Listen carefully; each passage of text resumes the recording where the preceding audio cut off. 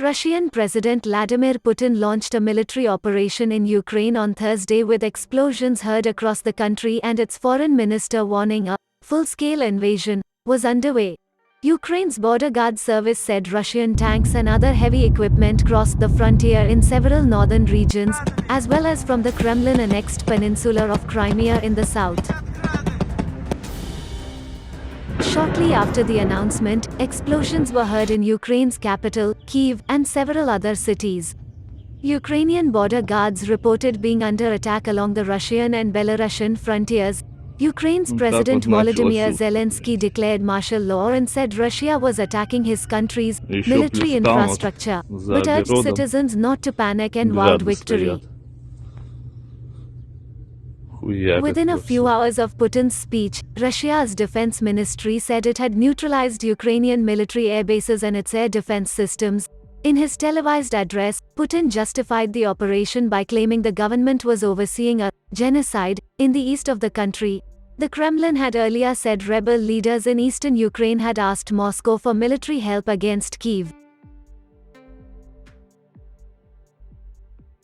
Biden, who had for weeks sought to lead a Western alliance to deter Putin from invading Ukraine, spoke with Zelensky after the Russian operation began to vow US support and assistance. Biden condemned the unprovoked and unjustified attack by Russian military forces and urged world leaders to speak out against Putin's flagrant aggression.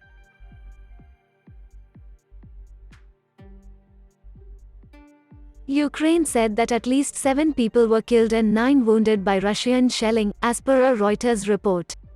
The casualties are the latest in a series of fast-paced developments that began when Russian President Vladimir Putin announced a military operation in Ukraine early Thursday. Ukraine has asked Turkey to close the Bosphorus and Dardanelles Straits to Russian ships and wants sanctions imposed on Moscow, Ukraine's ambassador to Ankara said Thursday, after Russia launched air and ground assaults on its neighbor, NATO member Turkey. Ukraine, which shares a maritime Black Sea border with Ukraine and Russia, opposes sanctions but has called Russian steps against Ukraine unacceptable.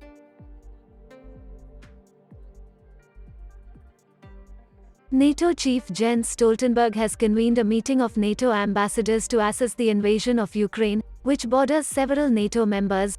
The meeting in Thursday morning will address the situation in Ukraine and the consequences of Russia's unprovoked attack.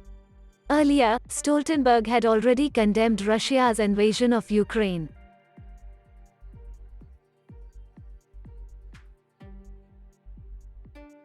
India's statement at the UN lacked condemnation of the Russian attack on Ukraine, which President Vladimir Putin called a special military operation.